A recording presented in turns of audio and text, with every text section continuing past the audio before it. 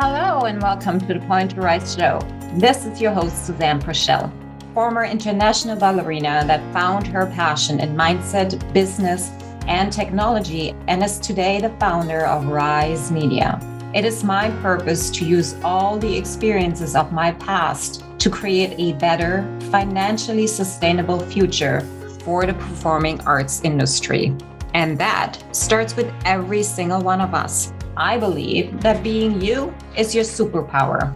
And I am here to guide you, empower you, inspire you, and give you all the resources you need to rise above what you think you're capable of. Every week, I'll bring you 3 shows featuring guests, collaboration, and mini episodes to ensure that you have the support in your journey as a performer. I want you to know that you are not alone. Stop chasing and start creating. Your success starts now, here with you. So let's go. And we're back, Cultivating Happier Dancers. I am so happy to be here with those 2 beautiful ladies from dance. And hello, my darlings. Hello. Aw, good to see you. All right, today we are diving deep into creating an emotionally safe space in the dance studio. So how are we gonna do that, right?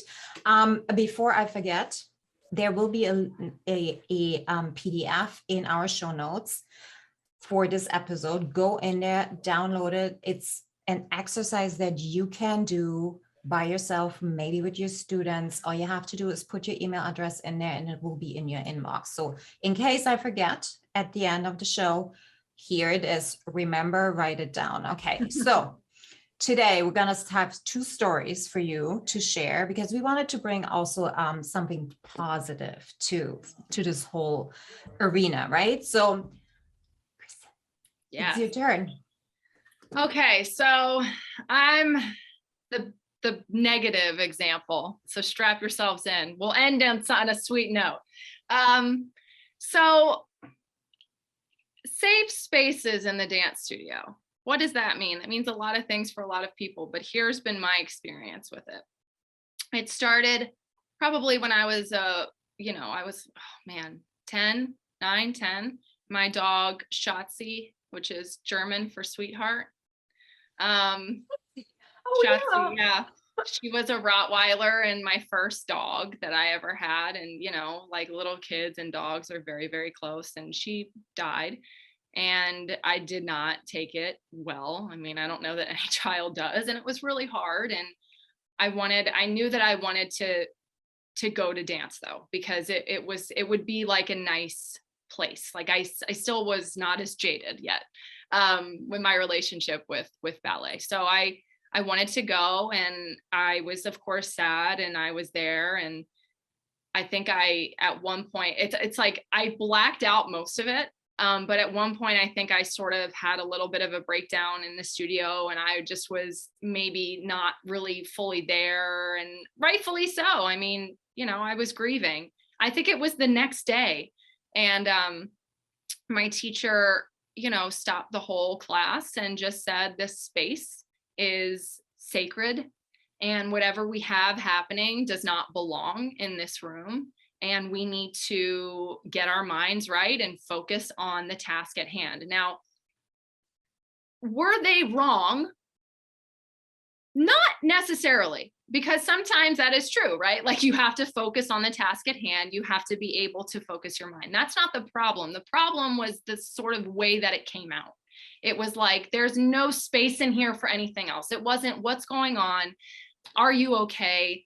How can we help you? Do you need to sit down? Or do you want to be here today? Is this the best thing for you? It wasn't a show, and even if it was a show, like maybe just someone asking me how I was doing or why I was upset would have been enough for me to be able to refocus. And that's the thing. It was like, you don't get a voice. And then from there on, just various experiences I had reinforced my belief that I don't get a voice. I'm a body. I'm a robot in a room to be perfect, to do as they ask, and nothing else matters. Doesn't matter if I feel sick. It doesn't matter if I feel sad. It doesn't matter if my knee hurts. It doesn't matter if my leg feels like it's going to fall off. It doesn't matter if I haven't eaten in 2 days. I'm there to be perfect, period. And if I'm not, I'm going to hear it. And so I would define that as unsafe. And that space, Yeah. right? Yeah, that space, being in that space for so much of my life really defined my own sense of worth and my relationship to myself. And I hold myself to those standards. I don't have time for feelings. Who has time for feelings? I have things to do. Who has time to mess up? I have to get it right the first time. So that space has a big effect on a young dancer's mind, their relationship to themselves, and they carry that through the rest of their life. But that's not how it has to go. So Michelle, tell us a story about how it can be a really nice, positive, great space. I mean, well, first of all, I have definitely had many experiences like that. I think many of us have. And it's interesting. And also, our negativity bias as people, I think we tend to remember the more negative. But one of my favorite experiences in the dance studio happened when we were creating Mary Poppins it was the original Broadway cast. And Matthew Bourne was the choreographer, and he is just the most kind, fantastic person. And we were creating Jolly Holiday, and there were 3 female statues. We were all like literally statues that like came to life and started dancing. And Matthew walked in with this big stack of books for the first rehearsal and just put them on the ground and laid them out and said, hey, you're all going to be these Rubenesque statues. Look through these books and, come up with some poses and put the poses together and we'll create this dance together. And we were all like, what? Like, you're not going to give us a 5, 6, 7, 8? So we started looking through and getting to know these beautiful, like famous Rubenesque statues and like copying these poses and becoming part of the creative process, which was cool because we all kind of got this ownership of like, we're going to become these statues together and we're working together and we are creating together. And, eventually we, put everything together and like put all the choreography together. And then we saw the costumes. Now, these costumes, because we're like, modern looking dancers, to make us look like, if you haven't looked up, what Rubenesque statues look like, they are very curvy. So our costumes were padded unitards. So I had padding on the outside of my hips. I had padding on my boobs. I was wearing a unitard to make me look much more curvy than I already was, which if I hadn't embodied that, like, I'm going to become this statue, would have been like just terrifying. Like, can you imagine, like, dancers, like, do you want to put on a unitard that has padding in all the places that you kind of don't want the padding?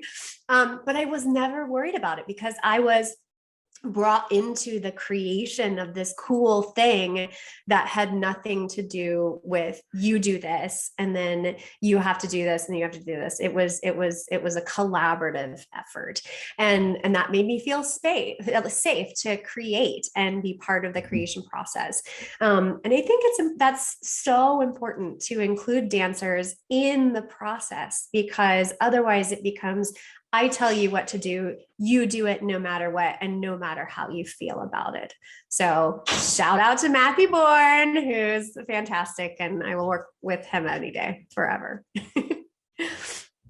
Wow. Okay. Well, my heart is going pitter patter because I wish I had this. This is such a beautiful example, Michelle. And I cannot relate to it. I can relate to it now. I can see that into the rooms that I'm going into. I can see that emotional safety in the relationships that I have built now, but it never existed really prior to me actually starting to work on myself.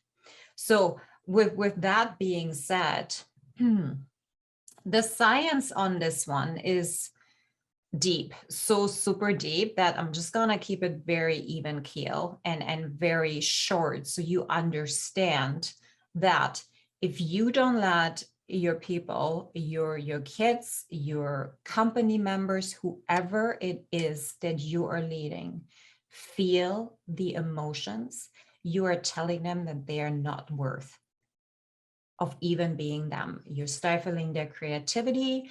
You are taking away their freedom to collaborate. You take away their ability to dream.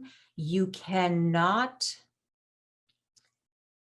everything that makes us special and that will set us apart and that lets us be us is taken away by inhibiting and telling your dancers that they cannot feel. Meaning you are not creating the safe space. You're telling them that I really don't care who you are and what you do. I just need you to work. And that is something that we have fostered in the 70s and 80s and even 90s quite a bit. That was very common, and not just in the dance industry. It was very common in any kind of industry. And with the new century coming in, when leadership actually started changing a little bit, when thought leaders started to rise up and say, hey, there are better ways on how we can communicate and see each other and really bring the best out of each other, it not only creates an environment where you actually feel and see more productivity blooming, it also creates ownership. Meaning that when your dancers in the studio or in the company really truly stand behind what you're doing and what your vision is, when your students stand behind you as a teacher and go through fire for you, then you have created a really true emotional safe space. And I think that always, before anything else, should be truly the vision and the mission. So, absolutely. Sorry, go ahead. No, go ahead, because there's so much else to put on there, right? But I don't, like, we can go into this in a later episode, what really, all the layers. I think what really stood out for me, Kristin, was when you said that I basically didn't matter. Mm-hmm. Like, who I was did not matter. And when we are giving that message to anybody that's standing in front of us, we're doing the most damage we can ever do to anybody. And that is not your job as a teacher. That has nothing to do with teaching somebody how to create beauty and how to be inspiring. Yeah. And when, the really sad part of it is, there are many sad parts. The added sad part to all of this is, if your students don't feel safe, they actually aren't capable of learning. So you think you're teaching, but you're not at all. They're not absorbing anything you're teaching because they're in a mode where their brains and their ears and their eyes aren't processing information the best way that they can because they don't feel safe. So then it's a waste of everybody's time, and it just is creating negativity. It's not actually helping anybody, even the educator. That's not a great environment for them to be in. And half the time, Susanne, I think these things are happening, as you said in a previous episode, unconsciously. People aren't really thinking about what they're saying or the environment that they're cultivating. With the exception, of course, of Matthew Bourne, who really thought about it. And it sounds amazing. And it's like, and that wasn't even like the biggest, that's a big deal, but like, he gave you a book and said, look through this, come on this journey with me, look at this cool stuff, get inspired. That's amazing, right? So it doesn't take a whole lot to create a better environment. And I've got 4 more ways you can do it. In case anybody's wondering. Can I just... really. Oh. Okay, bear with us, y'all. But I think it is so important that this divide that has been created between, the 2 chairs that are sitting in front of the studio and everybody else learning in the studio. There should not be a divide. That's come with me on this journey is setting you apart worlds from, it doesn't make you weak. It just shows your students and your dancers and your artists that you're here with them, for them. You want to create with them. You want them to learn with you, you know? It's not that you know everything and they know nothing. It is this fixed versus growth mindset again. And this is the you said it so beautifully. This is the important message. Take your students along on this journey. Absolutely. And I think it's a gross misconception of leadership as well. People think they need to go into the front of the studio and command and, strike fear in the hearts of their dancers, because then if they're afraid, they'll do what you tell them to do.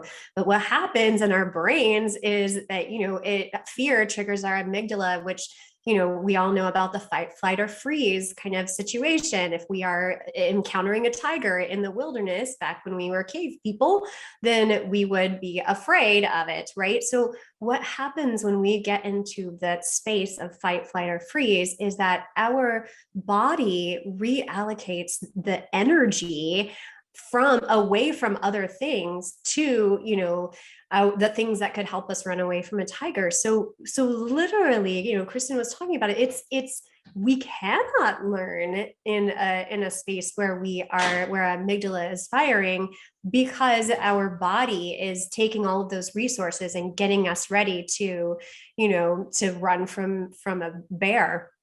And that's a very sad space, because we are, it's really the opposite of leadership. Leadership, good leadership in the front of a classroom is collaborative and creating, again, a safe space, a place where students are not afraid of you. They're not afraid to fail. Again, growth versus fixed mindset. And they are learning and enjoying the learning process while they're going. So how do we do it? We're here to tell you how. 4 ways. Okay. First of all, I should say there's probably 4 million ways, but here are 4 ways to start. Number 1, set an accepting tone for the space. One easy way to do that is to start each class, go around the room, in one word, how is everyone feeling today? And it doesn't have to be a good word. Tired, hungry, sad, frustrated, worried, anxious, happy, joyful, full, whatever it is. And explain to your students why you're doing this, because when you enter this space, your full self is coming with you. And I want you to acknowledge where you are right now. And it's not to shame someone into saying you should be happy to be here. It's just saying, check in with yourself. How are you feeling? Okay. And let's dance where you are. Start where you are, and we'll see where we can get to. That is simple, right? It takes 5 minutes at the beginning of a class. That's one way to do it. Number 2, being aware of at-risk youth as an educator. So what I mean by this is students who, because of their sexual orientation, gender identity or expression, socioeconomic status, or race or ethnicity, have been historically underserved or disenfranchised. So if you have youth in your room that may fit in that category, hold space for them. How do you do that? Ask your students, what are your preferred pronouns? Stay away from gendered language, and just know that everyone in that room is going through experiences that you might not be able to connect with, or they might be different than yours. But just knowing that, I think, will change the way that you approach your students and the way you speak to them and the way you understand them. And again, it puts you in a more conscious place. When you're really aware of everyone in the room, then you're more aware of the things that you say and how it could be taken by your students. Number 3, admit when you don't know the answer. You don't have to know the answer. It's not your job to know the answer. No one is perfect. Fixed mindset people out there, you're not perfect. I'm talking to myself too. So when you are teaching, you're also teaching by example. And if you get everything right and you know everything and you're perfect, then that's what your students are aiming for. But when they see their teacher not knowing everything, not being perfect, then they're like, oh, I don't have to be either. And they feel like it's okay to make a mistake. And if your students aren't making a mistake, they're not learning, because they're not even taking the risk, right? And that goes for me too. I have to remind myself of that. If you're not falling on your face, literally or metaphorically, then you're not actually taking the risk that it requires to learn something. So when they see their teacher mess up, then they feel, oh, okay, we don't have to be perfect in here, right? And lastly, this goes to Michelle, your story, empower your students in any way that you can. Sometimes it's as easy as, what's your favorite step today? We're going to do it. How about you three, you make a petit allegro, you three, you come up with an adagio, or ask everybody, we're going to dance to pop music today. Give me some music examples. Have them record themselves on their phone and give themselves feedback. Like anything you can do to make them feel not just on the receiving end of this relationship, but more in, collaborative in that space, in that room, will make them feel much safer to learn and express their creativity. That's awesome. Yeah. And those are simple ways. It doesn't take, a half hour of your hour and a half class. Literally 5 minutes can create a space where students can spend that next hour and 25 minutes learning instead of being afraid or being in a fixed mindset. Absolutely. What came up for me is that if you're feeling resistance right now, listening to us, if you feel like you want to go through your phone and come here into the recording room and tell us why you think we're wrong, then this is exactly what you need to do, because that resistance shows you exactly that there is something for you to learn. There is something for you to uncover, perhaps in yourself as well. And like, we really encourage you to take that next step, not only for yourself, but for every single person that you're touching, that is coming through your studios, that you are having contact with in whichever way, because that is how we are going to make a difference. Oh yeah, please. Oh, Michelle, did you want to say something? No, absolutely. And I just, if you're feeling passionate, I think that's so important, Susanne, so insightful that if you are feeling a passionate response to this, then it might be something you really need to investigate in your classroom. And good or bad, I know when I feel frustrated or angry about something, there's usually some kind of fear or hurt that lies underneath it for me. So, yeah, if it's, if there is a passionate response, then it's worth investigating what's underneath that. Without judgment. Let's add this, right? Absolutely. Like, it's not bad or good or whatever. It is just it, and give yourself a lot of grace around it. Absolutely. Okay. Is this a wrap? Did we do it? I think so. We did it. I think like at the end of the day, just even walking into a space with the intention of creating safe space, you're doing it right. And then how it happens, don't get caught up so much in the details. Just believe that you have the ability to do that because you want to do that, right? Like, that's the first step. It's like, I want to create a safe space for my students. And then little by little, you can experiment. But really, I think we all do. At the end of the day, why are you a teacher, right? Because you want to teach. And how can you best teach? By creating a space where your students can actually absorb what you're teaching. So this is, I don't think there's any real room for, I don't know that anyone would be like, no, my students shouldn't be learning from me, right? So like, we can all agree there that they should be learning. And so really think about how they can learn best, because that's why you're there. That's why we're all in that room. And if you're listening to this, chances are you are one of the people that is part of the solution, right? You have chosen to listen to this podcast. You're learning about being a more effective educator and caring for the mental wellness, cultivating happier dancers. And that's important. So you're already, halfway, if not all the way there. And if you know another educator that could use this, encourage you to share it.